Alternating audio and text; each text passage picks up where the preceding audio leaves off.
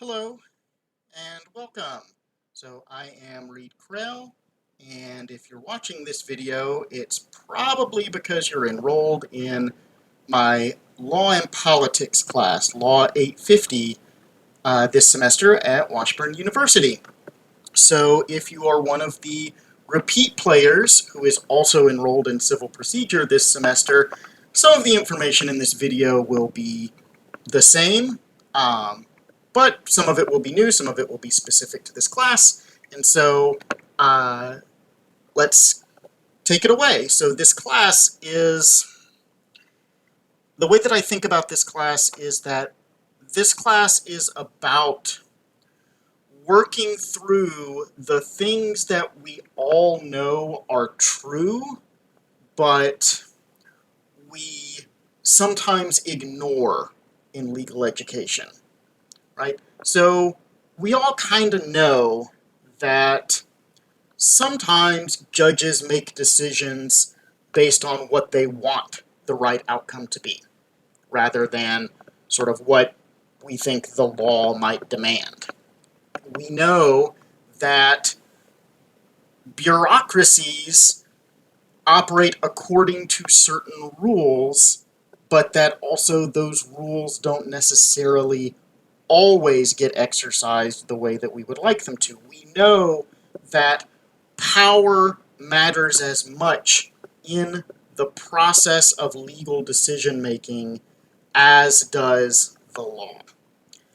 And this class is about being open about all of those things in ways that in, I think, more traditional doctrinal classes, we sometimes ignore. So with that, I want to walk you through what this video is going to involve. The first thing I'm going to do is I'm going to talk a little bit about my situation so that you understand what I am doing and why I am making the choices that I make. Then I'm going to take you through the syllabus and help you sort of understand what the key components of the syllabus are. Then I will walk you through some campus resources that we will be using, and then I will walk you through my expectations for the class.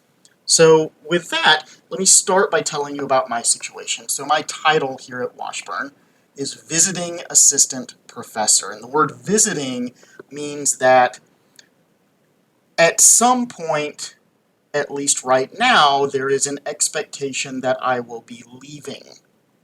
That may change, right? So Washburn and I may decide to extend my visit, or they may decide to bring me on permanently, but at this point, no decisions have been made.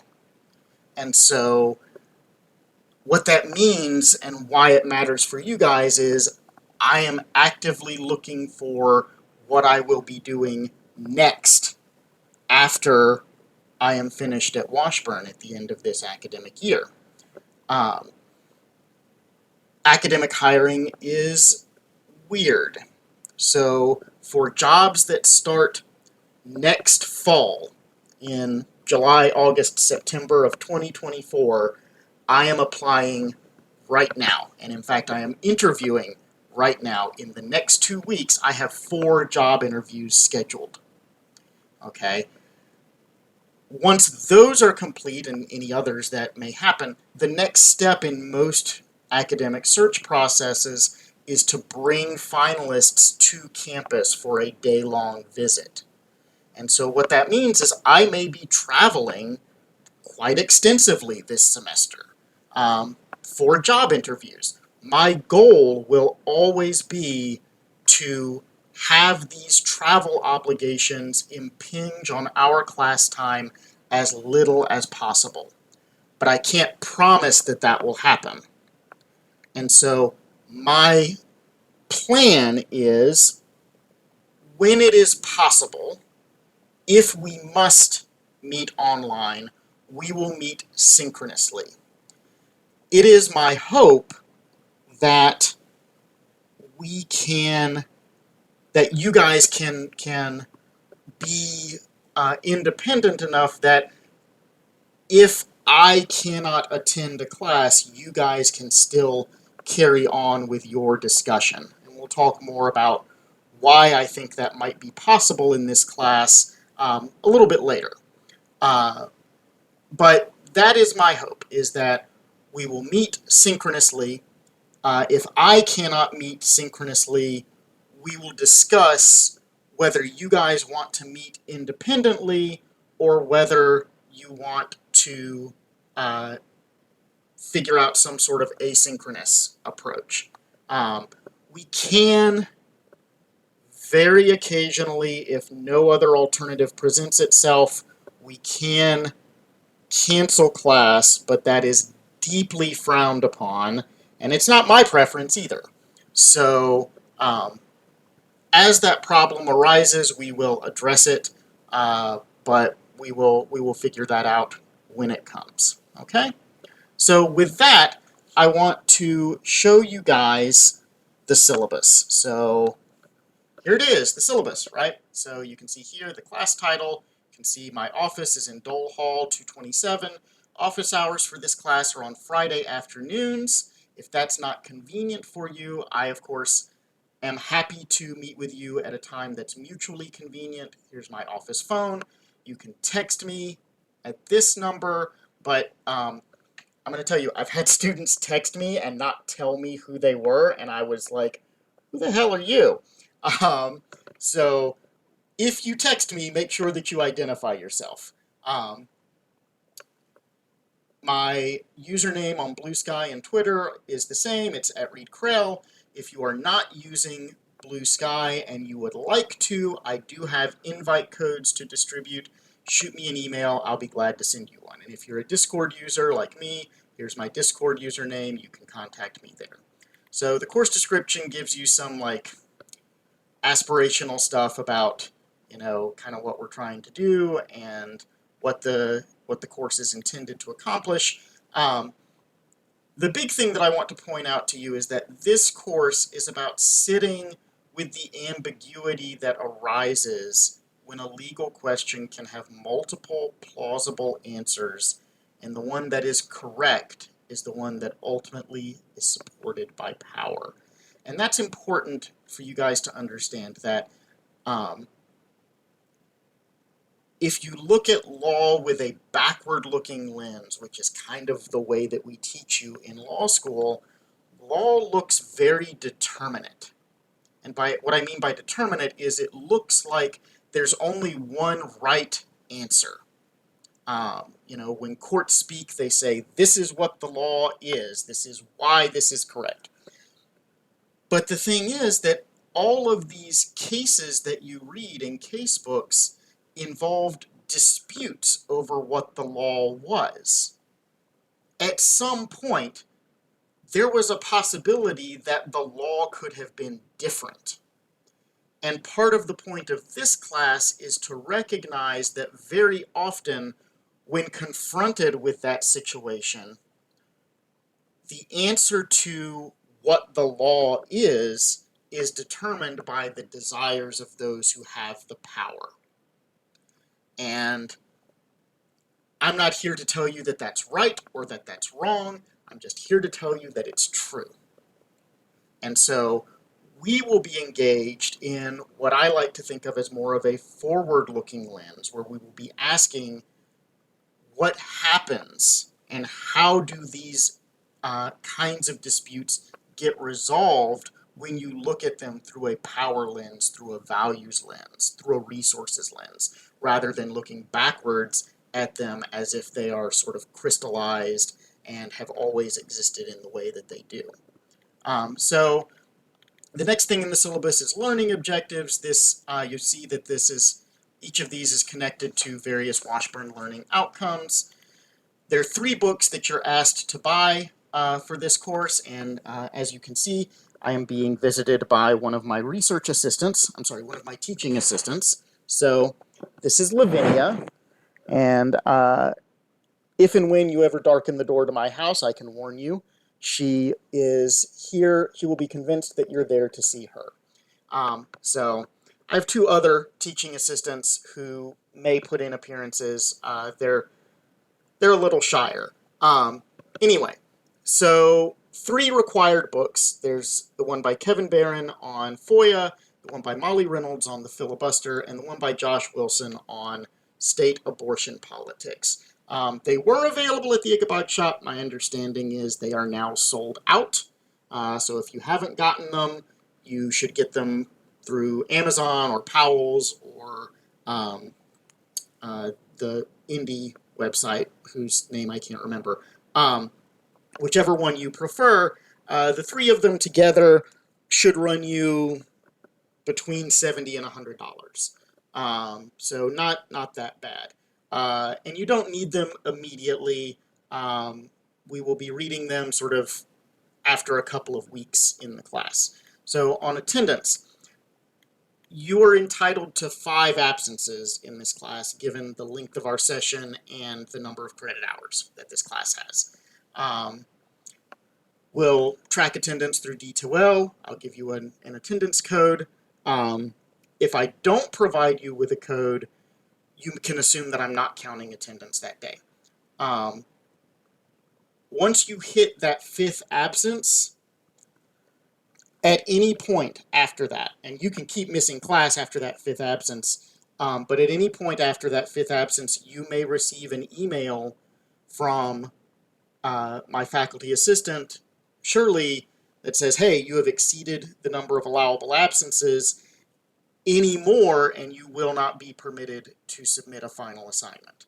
And once that warning hits your inbox, your next absence will trigger the fail. Okay? Now, the other thing that I want to tell you is if something happens to you and you are in danger of failing due to attendance, please reach out to me, reach out to Dean Grant, and we can work with you and try and find something that gets you through the semester successfully. Okay? I may record classes, and if I record classes, they will be posted to this YouTube channel where you're watching this video, and so by remaining in the course, you do provide your consent to being recorded and for those recordings to be posted publicly. So I already discussed online classes. I have a masking policy that basically says I can tell you you have to mask, and if you refuse and you make a big deal out of it, I can report you for an honor code violation. So it's really that simple. So I know that a lot of students are caregivers, right? A lot of Washburn students are parents. You may be non-traditional students or second career students. You may have elderly parents. You may have jobs, right? So I understand that you have a lot going on in your life beyond just taking classes at the Washburn University School of Law. Goodbye. So when it comes to your caregiving responsibilities, I am of the opinion that those should A, be your highest priority, and B, not interfere with your legal education. And so if you need to bring your relative that you care for, right, whether it's a child or a parent or a sibling, right, or someone, a relative with a disability, if you have mobility issues, if you have a job interview and you need to leave early or come late, all I ask is that we're going to keep the chairs closest to the door in the room reserved for folks who may have those kinds of needs that would require them to slip in and out. Okay? So that's what I would like us to do. When we get in the room, we'll kind of see how it's arranged and see how we want to sort ourselves out, but that's what I would like you to do. All right. Now I want to tell you about the work that you will do in this class. The first thing that I want to talk about are review papers. So this is a 1-page summary and assessment of the piece that you are assigned to read. Okay? one student will write a review paper for each required reading. And so what that means, guys, what that means is that many hands make light work. So if you go and you tell your friends, hey, this class seems like it's going to be really cool, you should jump in it. Each of you will be doing fewer of these review papers for the same component of your grade. Okay? So, so you have to read the assigned reading, summarize it, where it's an empirical piece, and a lot of our stuff will be empirical. You will need to describe the research design, and you'll have to offer a critique, right? Something that didn't sit right with you that you thought could have been done better, how it connects to other readings, and then provide some discussion questions. The way that we will assign this is we will assign this in cycles. So, for example, when we show up on Wednesday at the end of class, we'll assign review papers for readings coming in the future, okay? And the way it will work is everybody gets one before anybody gets two, and once we get to everybody having one, we will finish whatever day we're on. So for example, right, on Wednesday, the assigned reading is Shapiro's Courts, Chapter 1. I will provide a review paper for that one. You guys will, so that A, to give you a guide, and B, because we haven't met yet, for anybody to take it. On Thursday, the assigned reading is Chapter 5 of Cohen's Political Value of Time. And so you will, and so someone will be assigned that. And then on the next day, there's more readings, and people will be assigned that. And then once all 6 of you have been assigned a reading to write a review paper for, if that gets us to, say, September 7th, then we will finish assigning review papers for September 7th, and then we will end that there. Okay? There is another role in the discussion in addition to the review paper. The person who writes the review paper will distribute that to me and to all the students in the class no later than the evening before the class where the reading is assigned. I will also expect you to attend a webinar hosted by UCLA. There's a link on D2L that you can go to register for one. The syllabus walks you through sort of how I want you to prove that you attended. In terms of participation in class discussion, if you wrote the review paper for a given reading, you will lead the discussion for that reading. This is part of why you need to come up with discussion questions in your review paper, because that will sort of be the starting point for the discussion that you guys will have.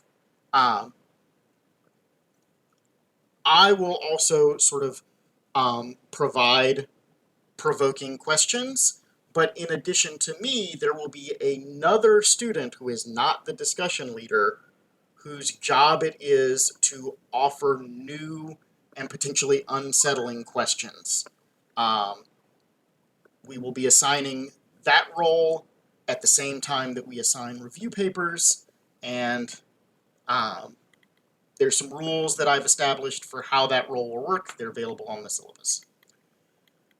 Each of you will need to write an essay about one of the modules that the course covers. And I'll talk about modules when we get to the class schedule, but basically, when you talk about your module, the idea is you want to take all of the readings that you've done in that module and find a narrative that fits through them, and think about how do these things inform your ability to ask new questions about the part of the legal system that that module covers.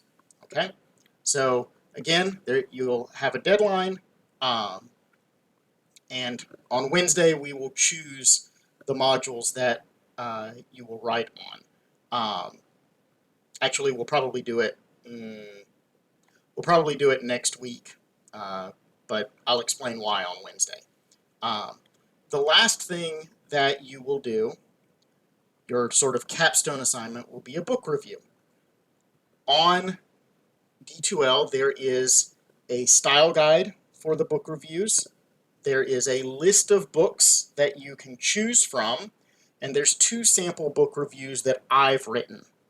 One of which is on the political value of time, which we'll read part of for this class. The other one is on Richard Fallon's Law and Legitimacy in the U.S. Supreme Court.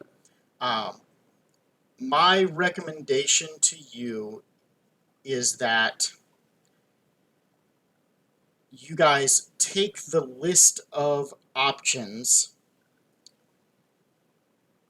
find titles that look interesting to you, and look them up on Amazon, because not all of these books are out yet. They all come out this semester, but they're not all out yet. So if you choose one that comes out in September or October, you won't have as much time to read the book and write your review. In addition, some of the books are probably overpriced. And so you don't want to choose a book and then realize, oh no, this is going to cost me $150. I can ask the library to get reserve copies of the books that you guys choose to review, but I don't know sort of what the timeline is for getting that in, and I don't know how available it will be to you, particularly if like they get it through interlibrary loan. So, so my recommendation to you is that you buy your own copy of the book that you choose, and so I recommend that you choose one that you are comfortable buying. But if that doesn't work for you, we can find another route. Okay. So the class schedule, I've organized this class into modules that cover different topics. Okay. And each module will sort of run several class days. The first 4 I have chosen based on things that sort of I think are key for us to approach. And there's way too much in the rest for us to cover in the rest of the semester. So what I would like you to do is go on D2L, and there will be, this afternoon, a quiz or survey that will allow you to rank the modules according to your preferences. So take a look at the schedule on the syllabus and figure out sort of what your preference order is for the remaining modules after the first 4, and based on what you guys choose, that'll be what we study. So there are things that I think are more important than others, but I want the class to have your buy-in as far as what we're going to cover. So even if you guys don't choose to cover the things that I think are most important, we'll focus on the things that you guys are interested in and that you think are most important. Okay? So, as I said in the email to you, we have some readings for Wednesday. On Thursday, we have the Shapiro. I'm sorry, I will do the review paper for the Shapiro, but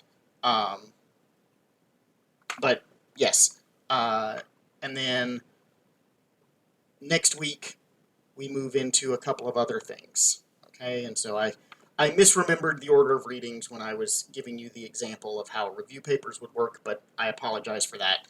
You can see how it works on the syllabus. Okay, so first module will be deeply theoretical, then we'll talk about Congress, then we'll talk about the bureaucracy, then we'll talk about state politics, and that will get us through all of the books that are assigned. So by October 11th, we will be done with the books.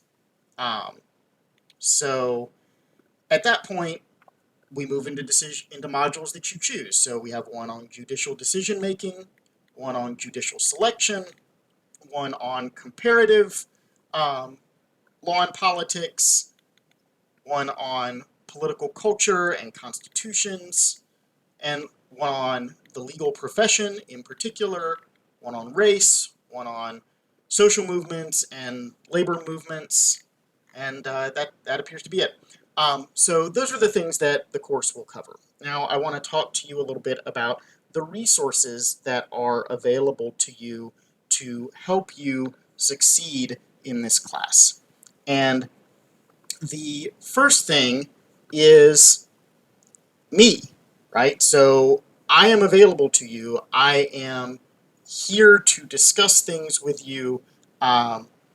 If you are confused, like, you should come and talk to me. If you are upset, you should come and talk to me. That said, right, I also am aware that sometimes, like, professors can give an air of not necessarily being receptive to student concerns. And if you think that's true of me, I can assure you that it's not, but if you do think it's true, you absolutely can go and meet with Dean Grant or Dean Dempsey Swopes or even Dean Jackson, right? They can pass your concerns along to me. They will protect you anonymously so that, you don't have to worry that anybody is going to be mad at you. And I think that that's a useful resource for you. If you are struggling, this law school provides academic support staff for you. There are academic fellows. They were just announced today. They are your fellow students who are here to help you succeed. I will be very honest, I am not sure that they're going to be really well equipped for helping you with this class. But I could be wrong about that. By the same token, like, Professor Baldwin is available to you, and she and I are going to talk about, like, strategies for how academic support can help students enrolled in this class. But this class is likely to be fairly low on her priority list because this isn't a bar exam class, this isn't a required class, and there's only one of Professor Baldwin, and she is responsible for all 350 of you that are enrolled in this law school. So she's available to you, but, like, don't be surprised if she kind of points you in my direction. So main campus also has some resources that are available to you if you are struggling in various ways. If you are suffering from food insecurity, there is the BODS Feeding BODS food pantry, and you should absolutely not feel guilty about making use of that if you need it. If you are struggling with your mental health, there is a counseling center. If you're struggling with your physical health, there is the Student Health Center. And I can tell you, when I was a student, I made use of both of those resources because law school will consume 110% of your energy if you let it, and it is an extremely stressful environment that does not spend time teaching you how to cope with it. Okay, and so making sure that you are healthy and making sure that you are coping healthily are important things that we take seriously and that the main campus provides resources for. There may be other things that are available to you. Dean Dempsey Swopes is going to be your point of contact who will know sort of the full list of resources that are available to you. With that, I want to talk a little bit about expectations in this class. So I think that this class is going to be a little different than most of the classes that you've taken in law school. I have structured this class to mirror what I thought was an especially effective field seminar that I took in graduate school. These field seminars are intended to be sort of introductions to the entire breadth of a given field in the discipline, which means that, you read a little bit about a lot of different things, and so you can see that that's how this course is structured with the modules. But the other thing that is really important about conceptualizing this class as a graduate seminar is that most of the knowledge that you will get in this class will not come from me. It will come from one another, and by putting out there sort of how you understand the reading, and then letting someone else say, well, that's not quite how I understood it. Here's how I understood it. This is how I want to talk about this. There are some ways that we can work through this and kind of get a sense for how this dialogue is going to work. But at the end of the day, this is not going to be a class where you can hide behind your laptop. And I am sorry for that, because I remember being a law student. I remember taking classes where I really wanted to hide behind my laptop on some or even every day. And this is not going to be one of those classes. And there are plenty of those classes at this law school that are like this, where you are going to be drawn out into the conversation. But this is one of those. This is not one of the classes where you can sort of let your classmates carry the ball. Everybody has to participate. So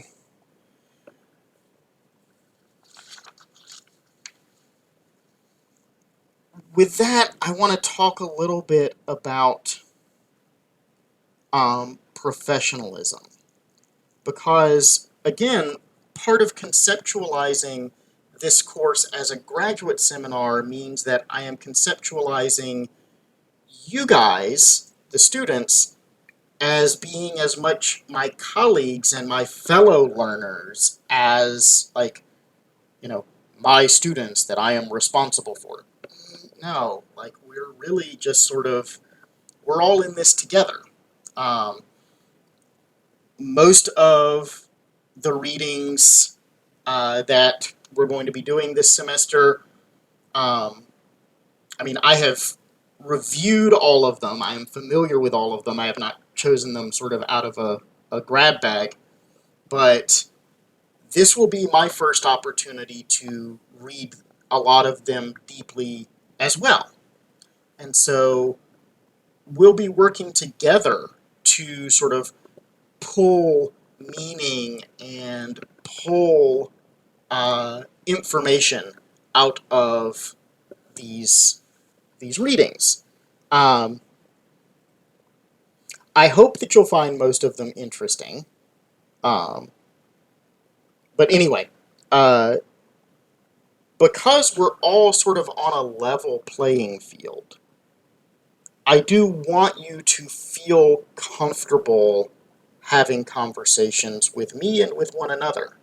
And I want you to feel comfortable with those conversations possibly being contentious. You may not all read the readings in the same way. You may not all glean the same importance from the readings, and that's okay, right? We can discuss with one another and learn together, right? We can be, I'm sorry, Chevri Seforim, right? We can be friends of the books, right? So uh, we can be friends together who are engaged in a learning project, um, which means that there may be um, there may be some gentle poking fun. Okay, you guys are free to poke fun at one another. Um, I will step in if I think something's getting a little mean-spirited, but you should feel free to be gentle, but also to be funny. Um, with me, of course, like flame away, right? I'm fair game. Um, for me, speaking to you, my goal is always going to be to treat you with respect and civility. Um, and part of that is recognizing that the power dynamics in the class are such that it's not really okay for me to make fun of you. And that's a change for me. This is a new development for me pedagogically. Um, and so I used to I used to occasionally make fun of students, and I thought, oh, like they know that it's all just a joke. It's, I do it lightheartedly. It's easy, but like I've come to realize that that's not okay. That regardless of how I view myself, right, and regardless of how I view the class environment, at the end of the day, I am responsible for assessing your work and determining what grade you get. And that's a level of power that um, can be intimidating. And so for someone who holds that level of power to walk in and start cracking jokes about you, that's not really okay. Um, but here's the thing, because this is a change in how I think about my relationship with the students, I can't promise that I will be perfect about it. I may backslide. I probably will backslide. But if I say something that hurts your feelings, I want you to know that never, that is never what I am out to do. And I want you to come and talk to me so that I can apologize to you. Okay? Because you deserve to be treated with respect, and part of that respect includes recognizing the power dynamics of the classroom and the things that are okay for me to do and that are not okay for me to do. Okay? Um, the last thing that I want to talk about in terms of expectations in this class is that this class is going to demand a lot of you in terms of changing your approach to your own education. Um, unlike sort of the traditional doctrinal classes, almost nothing that you read in this class will be a legal case. In fact, none of the assigned readings are cases. Everything that we will be reading this semester consists of scholarship that will place legal decision making that is done in cases and in statutes and in regulations um, in some sort of political context. And so you will be asked to take the things that you are familiar with and look at them through new lenses. That can be very unsettling, and it can also be very difficult. So I want you to be prepared for what this class is asking of you, and I want you to come into it knowing that this is what you want to do, that this is how you want to spend 3 of your precious credit hours. I would hate for you to get to late September, early October and go, man, this class isn't what I thought it was going to be. I'm out. Okay.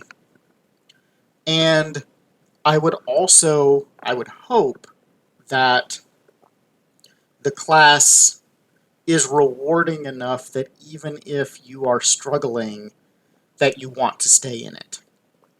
So with that, I'm going to leave you to get ready for Wednesday, and I look forward to seeing all of you then. All right, so take care of yourselves. We'll see you on Wednesday. Goodbye.